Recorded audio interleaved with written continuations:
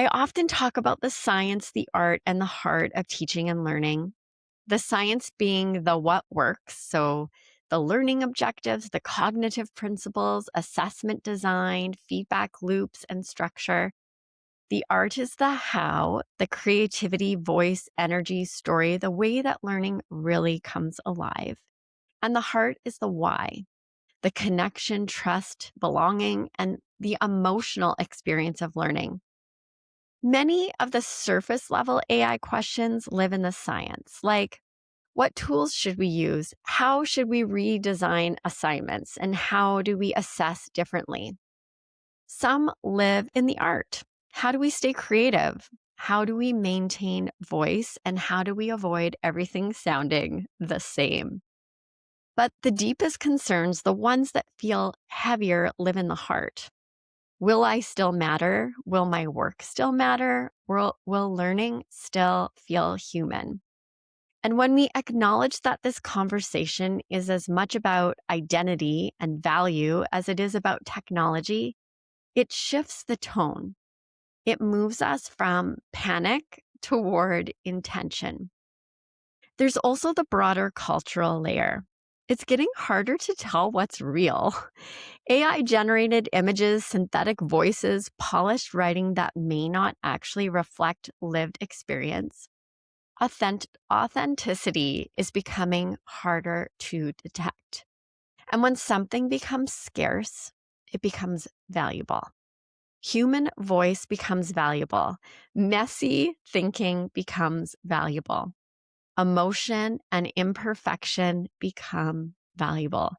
I think we're already seeing a growing hunger for real connection. Live events, small communities, podcasts, in-person gatherings. In a world of synthetic content, that genuine presence really stands out. So, what does this mean for learning? If AI can generate an essay in seconds, what are we actually assessing?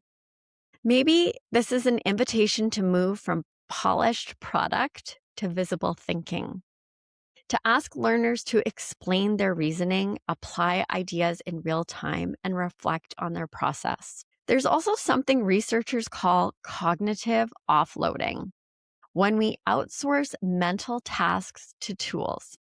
Sometimes that's efficient, but productive struggle builds mastery. If AI removes too much of the friction we experience, we need to be thoughtful about what might be lost.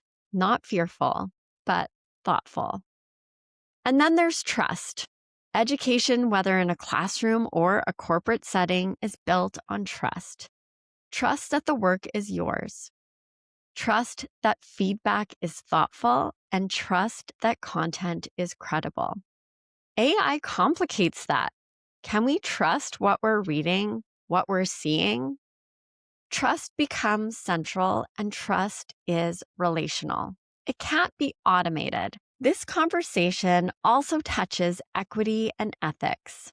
Not all learners have equal access to AI tools. Bias exists in training data, and data privacy matters. UNESCO has emphasized the need for a human-centered, rights-based approach to AI in education, ensuring that technology supports rather than replaces educators. And beyond access, we need AI literacy. How does it work? Where are its limits?